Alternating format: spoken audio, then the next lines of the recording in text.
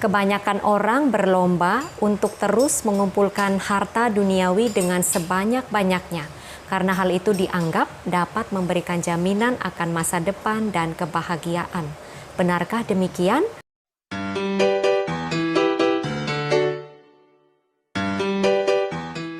Apa kabarnya? Semoga kita selalu dalam keadaan baik dan sehat serta penuh semangat. Mari saudara kita baca sabda Tuhan dari Injil Matius 6 ayat 19 sampai 21. Yuk kita baca bersama. Janganlah kamu mengumpulkan harta di bumi. Di bumi ngengat dan karat merusakkannya dan pencuri membongkar serta mencurinya. Tetapi kumpulkanlah bagimu harta di sorga.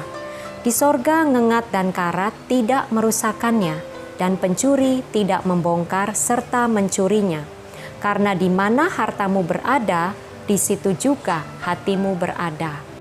Ketika diperhadapkan dengan pembicaraan mengenai harta duniawi dan harta surgawi, seringkali orang berkata, hidup cuma sekali, jadi yang penting happy. Kita ini hidup di dunia, jadi realistis sajalah. Atau jangan terlalu rohani lah, enjoy aja. Atau mungkin juga kamu itu terlalu fanatik dan masih banyak lagi ungkapan-ungkapan yang senada. Mendengar ungkapan-ungkapan yang seperti ini, kita perlu bertanya, definisi happy atau enjoy atau bahagia yang bagaimanakah? Apa tolok ukurnya? Dalam ayat 19 dikatakan, janganlah kamu mengumpulkan harta di bumi.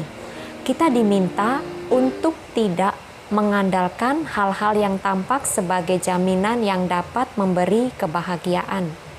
Kita diminta untuk tidak menjadikan hal-hal yang tampak sebagai yang paling berharga, yang paling penting, dan yang paling utama. Kita diminta untuk tidak mengejar hal-hal yang demikian tanpa pernah merasa cukup. Mengapa ini semua tidak boleh? Ada dua alasan. Yang pertama, di bumi ngengat dan karat merusakkannya. Beras yang terlalu lama disimpan akan dimakan oleh kutu dan tikus.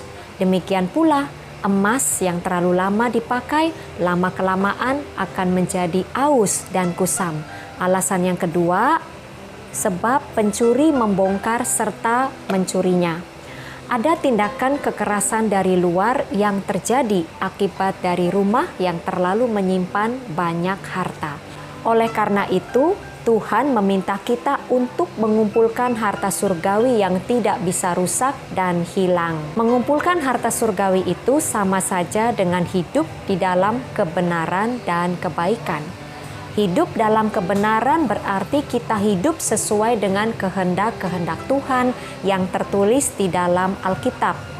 Kita berusaha untuk hidup tidak bercela di hadapan Tuhan. Kita mau terus menyenangkan hati Tuhan dengan menunjukkan kesetiaan, ketaatan, dan ketekunan untuk terus hidup sesuai dengan firman-Nya. Hidup dalam kebaikan berarti kita baik dalam berpikir, dalam bertutur kata, dalam berperilaku, dan dalam bertindak. Jadi seluruh diri kita baik dalam maupun luar berkenan di hadapan Tuhan.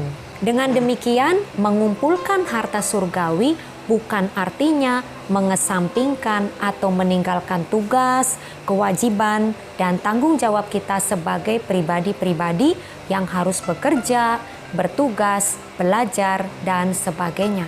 Namun, terlebih bagaimana kita menjalani hidup di dunia ini dengan berusaha menjalin relasi yang lebih akrab dengan Tuhan, mengenal Tuhan lebih dalam, mengandalkan Tuhan dalam segala hal dan melakukan semua perintah dan kehendak Tuhan, serta kita mau mengasihi Tuhan lebih dalam lagi.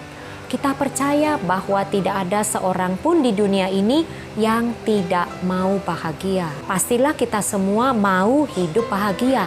Namun apakah yang menjadi tolok ukur kebahagiaan itu? Apakah kekayaan, kehormatan, kekuasaan, kedudukan, kepandaian, kesehatan, atau kecantikan? Jawabannya Tentu saja bukan, karena nilai dari hal-hal yang demikian lebih rendah daripada manusia itu sendiri.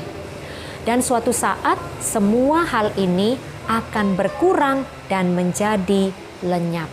Semuanya ini tidak tetap. Ibarat rasa kenyang tidak dapat bertahan selamanya, kita akan kembali merasa lapar dan lapar lagi. Lantas, apa tolok ukur kebahagiaan bagi kita sebagai orang beriman? Jawabannya adalah relasi kita dengan Tuhan. Jika kita mencari kerajaan Allah dan kebenarannya di dunia ini, Tuhan akan dengan setia mencukupkan segala kebutuhan kita. Dengan kata lain, kebahagiaan di dunia pun akan Tuhan berikan. Sekali lagi, mari kita ingat firman Tuhan yang menyatakan semuanya akan ditambahkan kepada kita kalau kita terlebih dahulu mencari kerajaan Allah dan kebenarannya. Tetapi yang menjadi pertanyaan bagi kita semua adalah, sudahkah kita melaksanakan hukum Tuhan tentang kasih? Sudahkah kita mengandalkan Tuhan? Sudahkah kita rendah hati di hadapan Tuhan? Sudahkah kita berbesar hati dalam kesusahan? Sudahkah kita lemah lembut dan murah hati? Sudahkah kita lapar dan haus akan kebenaran? Sudahkah kita hidup kudus? Dan sudahkah kita membawa damai bagi sesama? Saudara, kebahagiaan tidak terbatas oleh kesenangan duniawi saja, tetapi yang tidak terukur, dan ini hanya dapat dipenuhi oleh Tuhan. Ya, oleh Tuhan sajalah. Kebahagiaan yang seperti ini bukan saja hanya mengumpulkan, tetapi juga membagikan. Bukan saja hanya menerima, tetapi juga memberi. Namun, selama kita tidak mengarahkan hidup kepada Tuhan, ungkapan kebahagiaan hanya ada di dalam Tuhan menjadi sebuah ungkapan yang tidak mengandung arti apapun. Ibaratnya, kita sudah tahu tujuan akhir hidup kita, tetapi kita tidak mau melangkahkan kaki untuk pergi menuju ke sana. Saudara, hati mengikuti harta, seperti halnya jarum mengikuti magnet. Di mana hartamu berada, di sana pula cinta dan perasaan kita berada. Di mana hartamu berada, di sana pula harapan dan kepercayaan kita berada. Di mana hatimu berada, di sana pula perhatian dan kekhawatiran kita berada. Di mana hartamu berada, di sana pula sukacita dan kesenangan kita berada. Di mana hatimu berada, di sana pula pikiran kita berada. Jika relasi kita dengan Allah itu baik, percayalah bahwa Tuhan akan melimpahkan hati dan hidup kita dengan berkat, kasih, rahmat, dan karunia-Nya yang memungkinkan segala kehidupan kita berada dalam penyelenggaraan Tuhan. Pada akhirnya, pilihan ada pada kita. Apakah kita mau terus berjuang mengumpulkan harta duniawi yang bisa lenyap, atau mengumpulkan harta surgawi yang kekal? Selamat merenungkan. Semoga Tuhan Yesus memberkati kita semua. Amin.